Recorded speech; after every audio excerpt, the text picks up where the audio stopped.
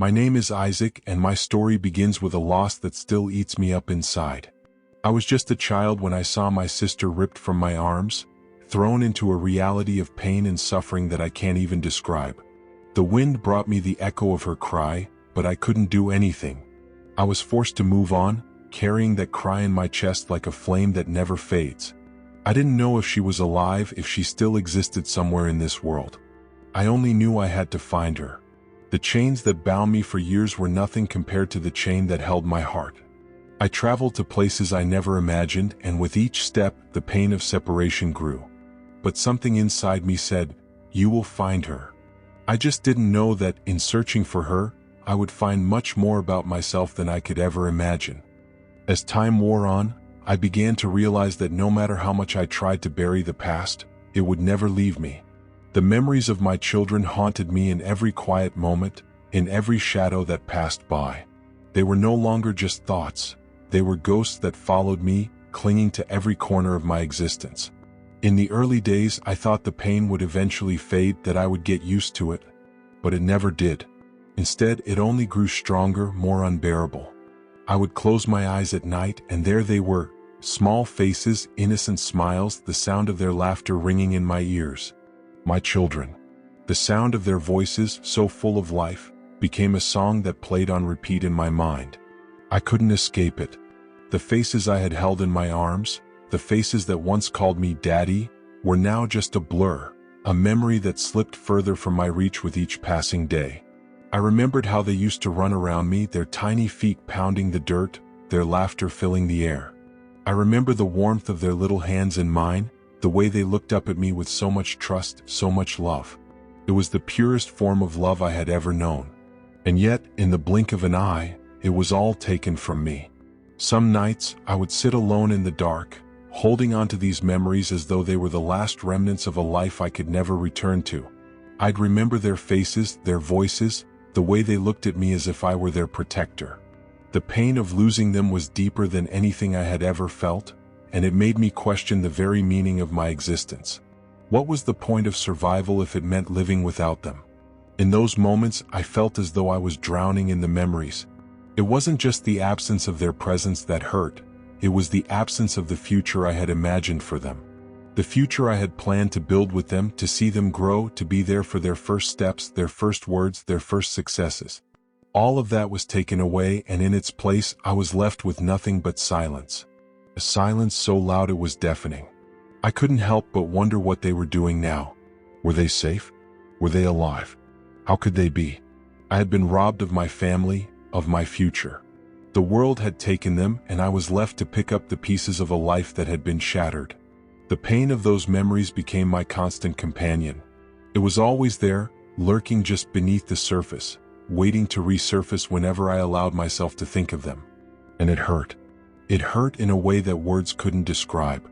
It wasn't just the physical ache of missing them, it was the emotional weight of knowing that I had been unable to protect them, to keep them safe. But even in the midst of this pain, I couldn't let go of them. I refused to. They were my children, my flesh and blood, and I would carry them with me for as long as I had breath in my lungs. I would carry them through every moment of suffering, through every trial and tribulation, because they were my reason to keep going. They were the fire that burned in my chest, the fire that refused to be extinguished, no matter how much I tried to ignore it. And so, I clung to those memories no matter how painful they were. They were all I had left of my children. They were my link to them, the only connection I had. And as long as I could remember them, I could still feel their presence, still feel their love. Even if it was just in my heart, it was enough to keep me moving forward, one step at a time. I fled many times, but I was always brought back by the chains of longing, the pain of not having her with me. It was a pain that followed me like a shadow, heavy and relentless. Every step I took, I could feel the weight of guilt crushing me. I told myself I was chasing freedom, but in truth what I sought was peace, the peace I would only know if she was by my side. I tried many times to give up, to convince myself that it would be better to live without this search that consumed me, but my heart wouldn't allow it. I saw the faces of other women, and for a brief moment, I tricked myself into thinking it could be her. But it was just an illusion. I saw the world around me, people with their families, living, and that only made me feel more lost. My heart kept telling me, she's somewhere, you just need to find her. Even with the pain, there was no choice left. The search was all I had left. The first days of my journey were filled with confusion and fear. I had no clear direction, no map to guide me. I wandered through cities and towns, always moving, always searching, but the emptiness of not knowing where to go or where she was weighed me down. I met other people along the way, people who had also been freed, but their stories, while they shared in the pain, didn't give me the answers I needed. I asked them about places they'd been, about rumors they'd heard, but no one could tell me where she was. Their sympathy was genuine, but it wasn't enough. I wanted more than sympathy. I wanted answers. Every night I would lie awake, the cold earth beneath me, and wonder if she was out there somewhere, thinking of me, waiting for me. And as the days turned to weeks, and the weeks into months, the uncertainty of her fate began to eat away at me. I began to question everything. Was she still alive? Had she suffered as much as I had? Was she out there, somewhere, lost in a world just as cruel as the one I had known? These thoughts haunted me, and I began to feel like I was searching for something that no longer existed. The fear of never finding her was starting to overwhelm me, but I refused to give in. In my darkest moments, I would remind myself why I was doing this. I wasn't just searching for my sister, I was searching for a part of myself that had been lost. The pain of the past had shaped me into someone I didn't fully recognize, but it also gave me the strength to continue, to push forward, no matter how uncertain the future seemed. One evening, as I walked through a small town near the coast, I met an old man who told me something I had been longing to hear. He spoke of a girl who had been taken years ago, a girl who resembled my sister. He couldn't be certain, but he remembered her face. My heart raced with excitement and dread. I asked him for more details, but he couldn't provide much. He had only seen her briefly, and it had been years. It was a small spark of hope, but in my desperation, it was everything. I began to follow the trail of this fleeting memory, hoping against hope that it would lead me to her. But as I followed the whispers of the past, I began to realize something that I had not expected. The further I traveled, the more I learned about myself. This search for my sister was not just about her. It was about finding something deeper within me. It was about confronting the pain that had lived inside me for so long and finding a way to heal. In the midst of my quest, I found moments of peace, brief glimpses of clarity. I met people who, like me, had endured unimaginable suffering, but they had learned to survive, to find meaning in their lives despite the horrors of the past.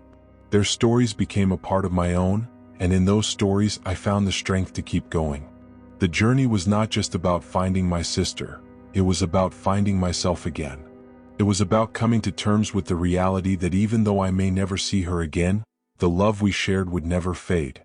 As I walked through the streets of each town, I realized that the search for my sister was not just a physical journey. It was a journey of the heart, of the soul, and in that journey I was slowly, painfully, but surely finding peace.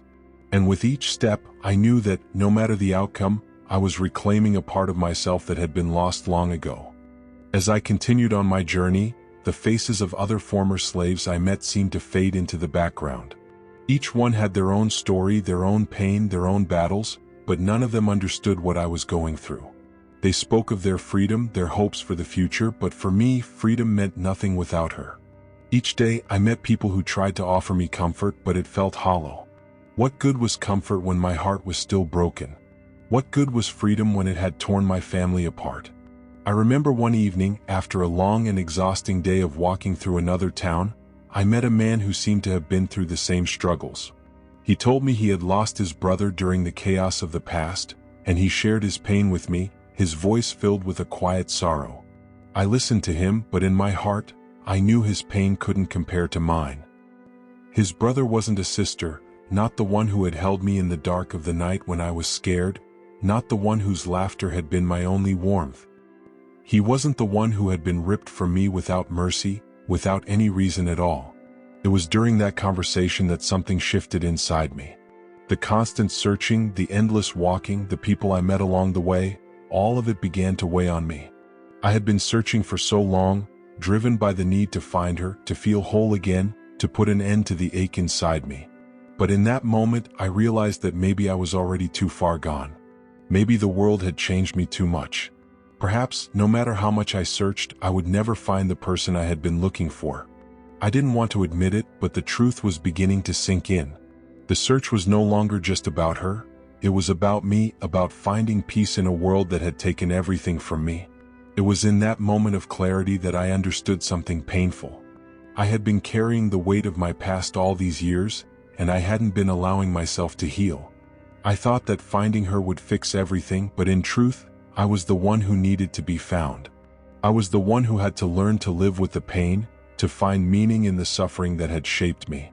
I had to stop searching for a life that no longer existed, and begin building a new one, even if it meant facing the fact that the sister I had known might be lost forever. And so, I continued, not knowing what I would find next. But there was one thing I did know for sure: the journey had changed me. I was no longer the same man who had started this quest. I had learned to live with the shadows of my past, to walk with them, instead of being consumed by them. And somehow, in that darkness, I had found a kind of peace. Maybe some of you understand this pain, this emptiness. Maybe you know what it feels like to search for something or someone and wonder if you'll ever find them. I've been searching my whole life. But if you're out there listening to my story, maybe, just maybe, you'll find something in it too. If you feel this, if my words reach you, if you understand, I'd ask you to stay with me, subscribe, and listen. Maybe together we'll find something worth holding on to. As the days turned into weeks and the weeks into months, I began to cross vast distances, leaving behind towns, cities, and even countries that didn't have the answers I sought. It felt like I was getting further from my sister, yet closer to something I couldn't quite grasp. I met many people on my travels, each with their own stories of pain and survival. But none of them could understand the depth of my search. For me, it wasn't just about freedom or finding a place to belong. It was about finding a piece of my soul that had been torn away. The farther I went, the more the weight of that longing grew. I walked through cities that looked as though they had never felt the brutality of slavery, but to me they felt empty, hollow. No matter where I went, it seemed as though everyone was going on with their lives, while I was still stuck in the past, searching for someone I wasn't sure I'd ever find. There were moments when I wanted to stop, when the fatigue of the journey weighed so heavily on me that I couldn't see the point in continuing. I would stand by the side of a road, my body aching, my feet bleeding, and wonder if I had made a mistake by starting this journey in the first place. Was I chasing a ghost? Was I chasing a dream that could never be realized? But then I would remember her face, the way she looked at me with eyes full of hope, full of trust. She was still out there, I told myself. She had to be. And so I pressed on. Through the heat of the day, through the cold of the night, through endless stretches of road that led nowhere, I kept moving. Sometimes I would find small pieces of information, a name, a place, a person who might have known her. Each time, my heart would race with hope, only to be crushed when the lead would turn out to be a dead end. It was like trying to piece together a puzzle where half the pieces were missing, and the image was too blurry to make out. I couldn't help but feel that I was chasing something that was slipping further away with every step I took. But there was no turning back now. The path I had chosen was the only one I could follow, no matter how uncertain, no matter how painful.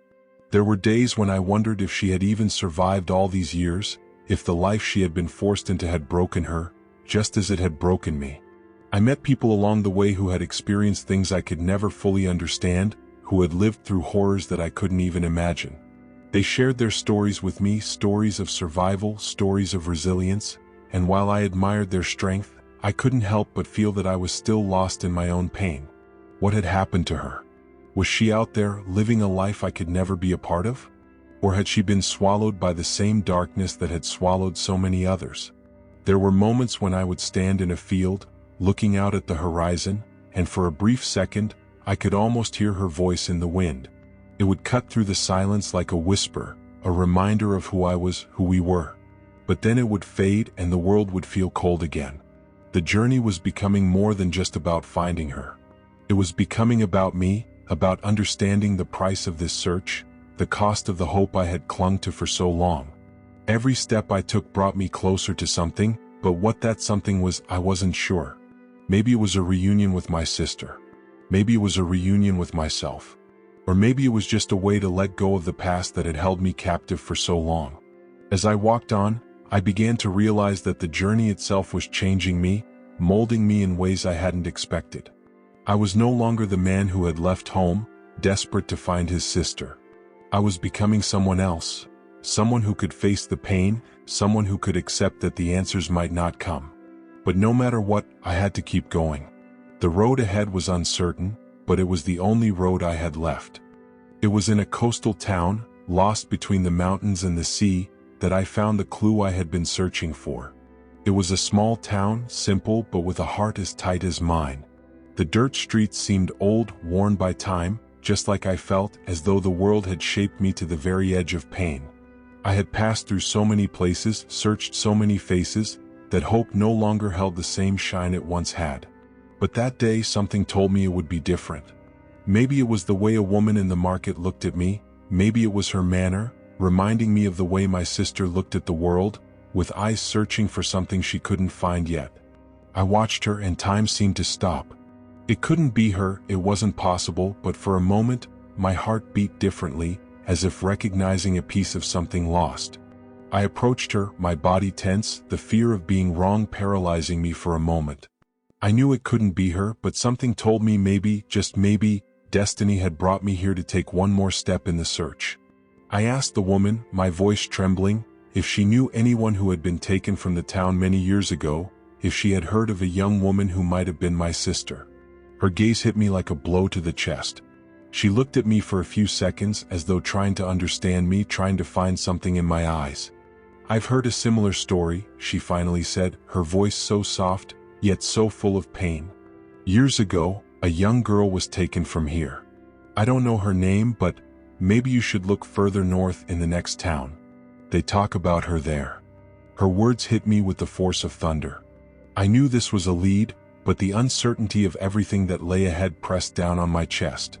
I thanked the woman, my heart now heavy with renewed hope, but also with the weight of another journey. What I was searching for was no longer clear to me. I didn't know what I wanted to find anymore. It was no longer just my sister I was looking for, but something inside me that could give me peace. I was beginning to understand that perhaps the answer I had been searching for wasn't her face, wasn't the reunion I had imagined for so many years. Maybe the answer was the end of this search. But at the same time, a voice inside me refused to accept that. I couldn't give up. I had to find her. I walked for days, feeling the weight of my own doubt grow with every step, but the hope of finding something still kept me firm. Every town I passed through, every face I saw, seemed to take me further from my sister, but at the same time, brought me closer to the acceptance that maybe I would never find her. The fear of not keeping the promise I had made to myself, to find my sister, was consuming me. But then something happened. I reached the town up north, and soon realized that what I was looking for was becoming harder and harder to find. I searched, spoke with people, tried to cling to every fragment of information I received, but it all seemed in vain. The fear of never seeing her again, of having walked so far only to find another lie, began to take over me. I felt like I was about to be swallowed by an abyss of hopelessness. But then something changed. In a small square in the town, a woman looked at me in a different way. I knew by the look in her eyes that she knew something, that she had something to tell me. I approached her and once again, the words left my mouth with an urgency I couldn't control. "Do you know of a young woman who was taken from her family? She was my sister and I've been searching for her for so long." She looked at me, a gleam of understanding in her eyes. "She's alive," she said, her voice soft, but full of a truth I was beginning to accept. "I saw her a few years ago. She was taken to work on the plantations to the south, but I know where she is. I can take you to her." Those words, those few words made my world shift. I knew then that my journey had not been in vain. She was still out there somewhere. Now, I knew that the fight wasn't over, but for the first time I was certain I was on the right path. It wasn't just a clue. It wasn't just another empty story. It was a promise that everything I had done until now would be worth it. The woman led me down paths I never would have found on my own. It was a narrow road, covered by tall trees that intertwined, casting a shadow that seemed more like a veil of mystery than protection from the heat. I walked in silence, the sound of my heavy footsteps and labored breath mixed with the sounds of nature around us. Each step I took seemed to bring me closer to my sister, but at the same time further from myself. I knew what I was doing was an irreversible decision. I had chosen the path of the search and I could not turn back. During the journey, I couldn't help but wonder what I would do when I finally found her. How would this reunion be? Would she still recognize me? Or had time and life's scars changed her as much as they had changed me? Every thought like that made my heart race but also brought a sense of relief. I was closer and that was all I needed to know. When we reached a small clearing, the woman pointed to a small cabin. The house was isolated, almost hidden by dense vegetation, but something told me that this was where my journey would find its end. The woman hesitated for a moment before looking me in the eyes and saying in a low voice, "She's inside, but you should know, she's changed. She's not the same girl you knew." That sentence cut something inside me. She didn't say anything more, only stepped back, leaving me with the pain of her warning, a pain that was all too familiar. I took a deep breath and approached the cabin. The door was slightly ajar, and as I pushed it open, I felt the weight of expectation fall on me, like an impossible burden to ignore. Inside, the smell of old wood and dust mixed with something else, something familiar, that made me want to close my eyes and lose myself in that moment. I entered and for a brief moment stood still, not knowing what to do. The figure in front of me wasn't the image I had of my sister. She was older, more marked by life. Her eyes, once large and bright, now held fatigue, and her expression was hard, as if the childhood I remembered had been ripped away from her, as if the weight of the world had settled there. She didn't recognize me at first, and that gave me a shock, a pain so deep it almost made me fall. But then she looked at me more closely, and something in her eyes shifted. A spark, a glimmer, appeared in the depths of her gaze, as if she knew something was happening, as if an old memory was trying to surface. Who are you?" she asked, her voice soft but filled with uncertainty. I'm your brother. Do you remember me?" I said, my words trembling in my mouth, and in response, she stared at me for a few more seconds, as if trying to place that face somewhere in her mind. I didn't know what to expect. The silence between us felt endless, and the pain of all the lost time was about to consume me. But then she took a step forward. Her eyes began to shine and finally she spoke. You came back. I knew you would come." That hit me like a punch to the chest. Her words pierced me with a force I couldn't understand. How could it be? How could she still remember me after all this time, after everything that had happened?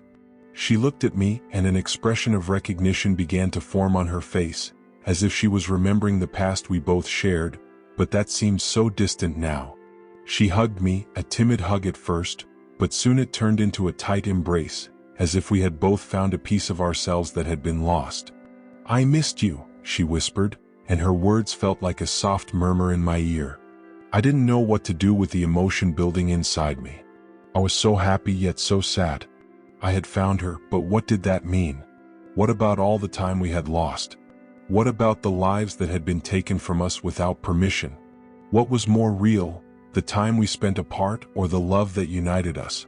I didn't know, but in that moment I didn't want to think about it.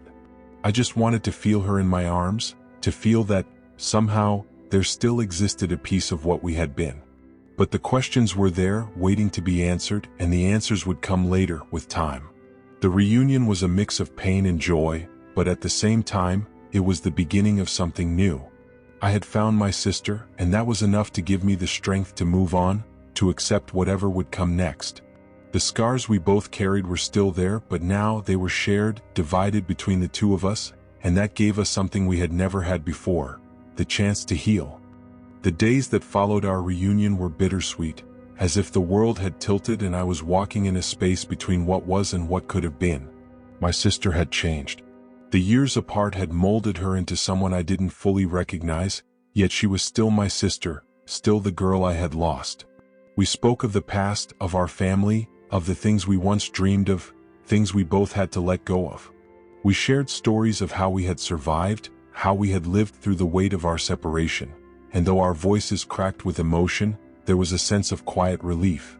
In the silence that often followed our conversations, I could hear the ghosts of the past whispering, but now they didn't feel as loud. They had no power over us anymore. I realized that the pain I had carried for so long, the aching emptiness, wasn't gone, but it was quieter now, as if sharing it with her had made it bearable.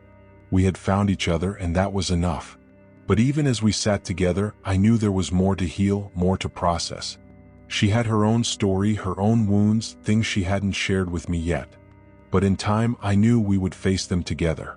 Perhaps the journey had been less about finding her and more about finding peace. As the days turned to weeks, I started to realize that the search was not just for the physical reunion, it was for reconciliation with the past, for understanding what had been lost, and for finding a way to live with what we had. The past could never be undone, but maybe, just maybe, we could find a way to move forward. My sister and I didn't speak much of the life we had before, of the things that had torn us apart, but every now and then she would look at me with a kind of quiet understanding. There was no need to explain. The weight of our shared history was enough to hold us in place without words. One evening, as the sun set behind the hills, we sat together in the quiet of the house. I looked at her, and for the first time in years, I felt something I hadn't felt in a long time: hope.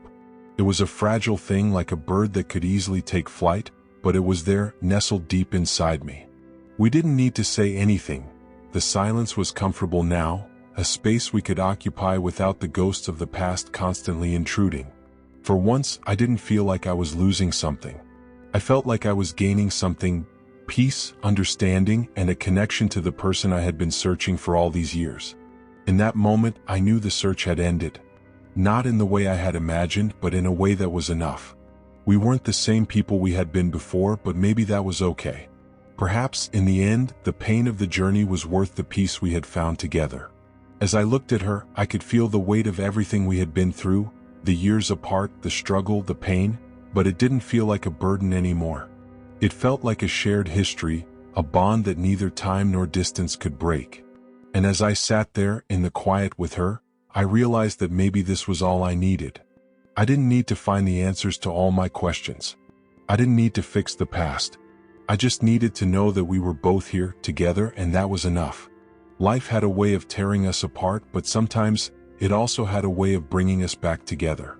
And that, I understood now, was the greatest gift I could have ever received.